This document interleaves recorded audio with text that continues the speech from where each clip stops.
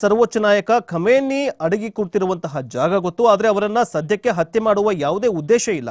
ಆದರೆ ಯುದ್ಧ ಬಿಕ್ಕಟ್ಟು ಇರಾನ್ ಶರಣಾಗಬೇಕು ಅಂತ ಹೇಳಿದ್ದಾರೆ. ಟ್ರಂಪ್ ಅವರ ಹೇಳಿಕೆ ಬಳಿಕ ಅಮೆರಿಕದ ಯುದ್ಧ ಉಪಕರಣಗಳು, ಯುದ್ಧ ವಿಮಾನಗಳು, ಯುದ್ಧ ನೌಕೆಗಳು ಈಗಾಗಲೇ ಮಧ್ಯಪ್ರಾಚ್ಯದತ್ತ ದೌಡಾಯಿಸ್ತಾ ಇದ್ದಾವೆ ಅನ್ನುವಂತಹ ವರದಿಯಿದೆ. ಯಾವಾಗ ಟೆಹರಾನ್ ಅನ್ನುವಂತಹ ಪ್ರದೇಶವನ್ನ ಇವ್ಯಾಕ್ಯುವೇಟ್ ಮಾಡಿ ಜನರೇ ಅನ್ನುವಂತಹ ಹೇಳಿಕೆಯನ್ನ ಸ್ವತಃ ಟ್ರಂಪೇ ಕೊಟ್ಟದ ನಂತರ ಅಲ್ಲಿನ ಜನ ಈಗ ಏನು ಮಾಡಬೇಕಾಗಿದೆ ಅಂತಂದ್ರೆ ಇವ್ಯಾಕ್ಯುವೇಟ್ ಮಾಡಬೇಕಾಗಿದೆ. ಇನ್ನು ಮುಂದಿನ ಸುದ್ದಿ ಏನಂತ ನೋಡ್ತಾ ಹೋಗೋದಾದ್ರೆ, ಮುಂದಿನ ಸುದ್ದಿ ಈ ಟ್ರಂಪ್ ಹೆಂಗೆ ಬಿಸ್ನೆಸ್ ಮೈಂಡೆಡ್ ಅಂತ ಹೇಳ್ತೀನಿ. ಟ್ರಂಪು ಎಲ್ಲೇ ವಿಶ್ವದ ಯಾವುದೇ ಮೂಲೆಯಲ್ಲಿ ಚಿಕ್ಕ ಪುಟ್ಟ ಭಿಕ್ಷುಕ ದೇಶವಾಗಿರುವಂತಹ ಪಾಕಿಸ್ತಾನಕ್ಕೂ ಕೂಡ ಅವರು ಯಾಕೆ ಅಷ್ಟೊಂದು ಕ್ಲೋಸ್ ಆದ್ರು ಅಂತಂದ್ರೆ, ಮೊದಲು ಭಾರತ ಪಾಕಿಸ್ತಾನ ಯುದ್ಧ ಆಯಿತು. ಮೊದಲು ಭಾರತದ ಪರವಾಗಿ ನಿಂತರು ಟ್ರಂಪ್ ಅವರು ಭಾರತದ ಪರವಾಗಿ ನಿಂತು ಊರು ತುಂಬಾ ಹೇಳ್ಕೊಂಡು ಹೊರಟು ಏನಂತಂದ್ರೆ, ನಾನೇ ಭಾರತ ಪಾಕಿಸ್ತಾನದ ಯುದ್ಧವನ್ನ ನಿಲ್ಲಿಸಿದ್ದು, ಕದನ ವಿರಾಮಕ್ಕೆ ನಾನೇ ಒಪ್ಪಂದಕ್ಕೆ ನಾನೇ ಸಹಿ ಹಾಕಿ ಅಂತ ಭಾರತಕ್ಕೆ, ಪವರ್ಫುಲ್ ರಾಷ್ಟ್ರ ಭಾರತಕ್ಕೆ ನಾನೇ ಹೇಳಿದ್ದು ಅಂತ ಹೇಳ್ಕೊಂಡು ಹೋರಾಡಿದ್ರು. ಇದರ ಹಿಂದೆ ಒಂದು ಕಾರಣ ಇದೆ.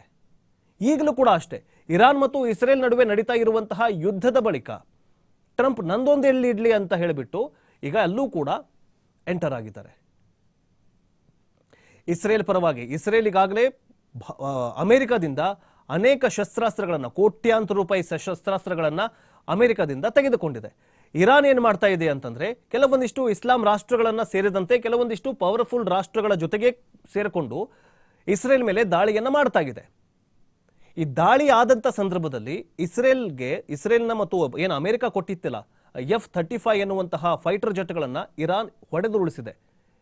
ಸೊ ಈಗಲೂ ಕೂಡ ಬುದ್ಧಿ ಬರ್ತಾ ಇಲ್ಲ. ಅದಕ್ಕೋಸ್ಕರ ಇದಕ್ಕೆ ಸಿಟ್ಟಿಗೆದ್ದಿರುವಂತಹ ಅಮೆರಿಕ ಇರಾನ್ನ ಸರ್ವನಾಶ ಮಾಡಬೇಕು, ಇಲ್ಲ ಅಂತಂದ್ರೆ ನಾನು ಬಿಸ್ನೆಸ್ ಆಗಲ್ಲ ಅಂತ. ಭಾರತ ಮತ್ತು ಪಾಕಿಸ್ತಾನದ ನಡುವೆಯೂ ಕೂಡ ಅದೇ ಆಯ್ತು, ನಾನು ಯುದ್ಧ ನಿಲ್ಲಿಸ್ತೀನಿ ಅಂತ. ಆದರೆ ಭಾರತದ ಜೊತೆಗೆ ನಾನು ನಿಮಗೆ ಅಮೆರಿಕದ ಯಾಕೆ ಈ ಒಪ್ಪಂದ ಮಾಡ್ಕೊಳ್ತು ಅಂತಂದ್ರೆ, ಈ ವಿಪಕ್ಷಗಳೆಲ್ಲ ಹೇಳ್ತಿರ್ತಾರೆ, ಯಾಕೆ ನೀವು ಒಪ್ಪಂದ ಮಾಡ್ಕೊಂಡ್ರಿ, ಟ್ರಂಪ್ ಜೊತೆಗೆ ನೀವು ಸೇರಿಕೊಂಡು ಯಾಕೆ ನೀವು ಕದನ ವಿರಾಮವನ್ನು ಮಾಡ್ಕೊಂಡ್ರಿ ಅಂತ ಕೇಳ್ತಾರೆ.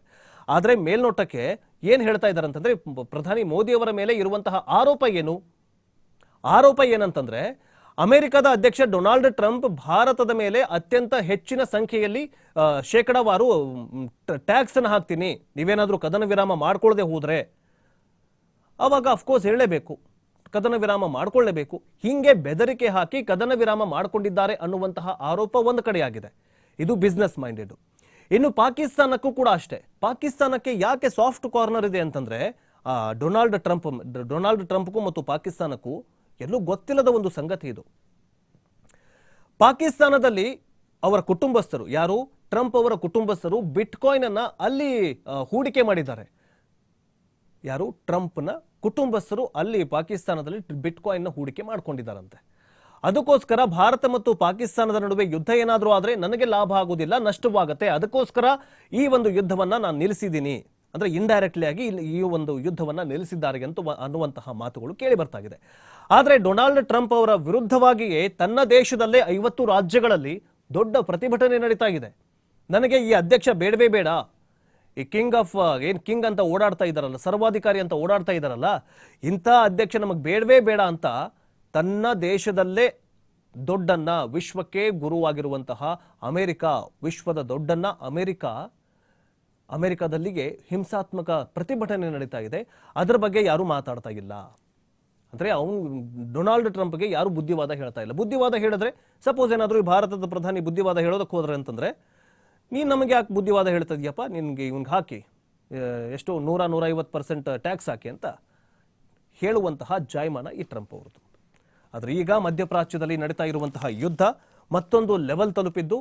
ಈಗ ಮತ್ತೊಂದು ಅಂದ್ರೆ, ಇರಾನ್ನ ವಿರುದ್ಧ ಅಮೆರಿಕ ಮತ್ತು ಇಸ್ರೇಲ್ ಸೇರಿದಂತೆ ಜಪಾನ್ ಮತ್ತು ಭಾರತ ಇನ್ನೂ ಸಪೋರ್ಟ್ ಕೊಟ್ಟಿಲ್ಲ. ಬಟ್ ಅಫ್ಕೋರ್ಸ್ ಸಪೋರ್ಟ್ ಕೊಡದೇ ಇದ್ರೂ ಕೂಡ ತಟಸ್ಥವಾಗಿ ನಿಲ್ಲುವಂತಹ ಸಾಧ್ಯತೆ ಇದೆ. ಯಾಕಂತಂದ್ರೆ ಭಾರತಕ್ಕೆ ಇಬ್ರು ಬೇಕು. ಇರಾನ್ನಿಂದಲೂ ಕೂಡ ಕಚ್ಚಾ ತೈಲಗಳು ಬರುತ್ತೆ, ಕೆಲವೊಂದಿಷ್ಟು ಪ್ರಾಡಕ್ಟ್ಗಳು ಆಮದನ್ನ ಮಾಡ್ಕೊಳ್ಳುತ್ತೆ, ಎಕ್ಸ್ಪೋರ್ಟ್ ಮಾಡುತ್ತೆ. ಇಸ್ರೇಲ್ ಕೂಡ ಪ್ರಧಾನಿಯವರ ಫ್ರೆಂಡು. ಸೊ ಹಿಂಗಾಗಿ ತಟಸ್ಥವಾಗಿ ನಿಲ್ಲುವ ಸಾಧ್ಯತೆ ಇರೋದ್ರಿಂದಾಗಿ ಮುಂದಿನ ದಿನಗಳಲ್ಲಿ ಏನಾಗುತ್ತೆ ಅಂತ ಕಾದು ನೋಡಬೇಕಾಗಿದೆ. ಇನ್ನಷ್ಟು ಪ್ರಮುಖ ಸುದ್ದಿಗಳನ್ನು ನೋಡ್ತಾ